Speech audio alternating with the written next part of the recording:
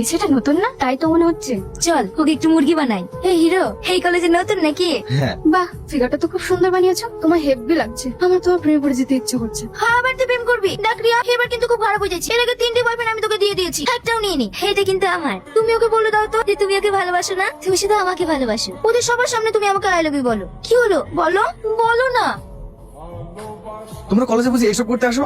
ছি, আমাদের বাবা মা কত স্বপ্ন নিয়ে কলেজে পড়তে পাঠিয়েছে, আর তোমরা পড়াশোনা বাদ দিয়ে র্যাগিং করছো। দেখো, তোমরা পড়াশোনা করতে চাও না ঠিক আছে, হয়তো তোমাদের বাবা মায়ের অনেক টাকা পয়সা, কিন্তু যারা অনেক দূর দূরান্ত থেকে বুকে স্বপ্ন নিয়ে এই কলেজে পড়াশোনা করতে আসছে, দয়া করে তাদের স্বপ্নগুলো নষ্ট করো না। তোর এত বড় সাহস, তুই জুনিয়রদের সিনিয়রদের জ্ঞান দিস? কি হয়েছে, তোরা ঝামেলা করছিস কেন? দেখ, এই কলেজে প্রথম এসে ও রুষার গায়ে হাত তুলেছে। হ্যাঁ, এটা ঠিক যে আমি ওর গায়ে হাত তুলেছি, কিন্তু কি কারণে হাত তুলেছি সেটা তো বলো।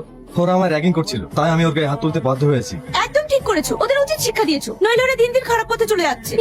এই তো দেখছি ভূতের মুখে রাম না। কিরে, এখানে দাঁড়িয়ে কি করছিস? তুমি ওকে চেনো নাকি?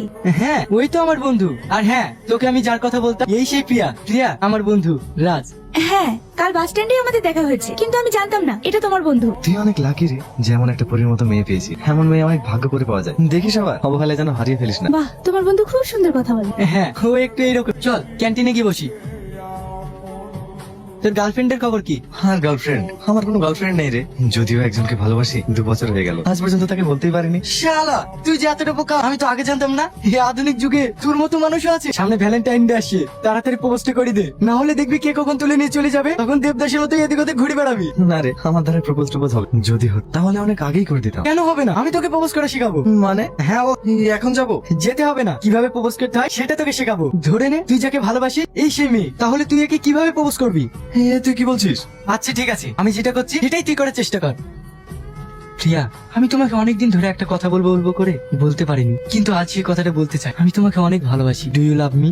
দেখলি তো আমি কিভাবে বললাম, এইভাবেই বল। কিন্তু আরে কোনো কিন্তু না, বল তো।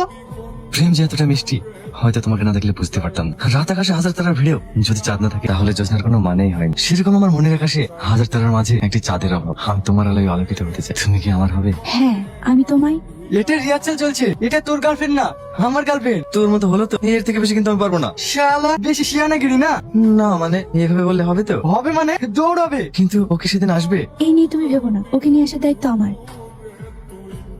হ্যালো, কি রে, কোথায় তুই? তাড়াতাড়ি আয়, না হলে কিন্তু আমরা চলে যাবো। চল, একটা জায়গায় যেতে হবে।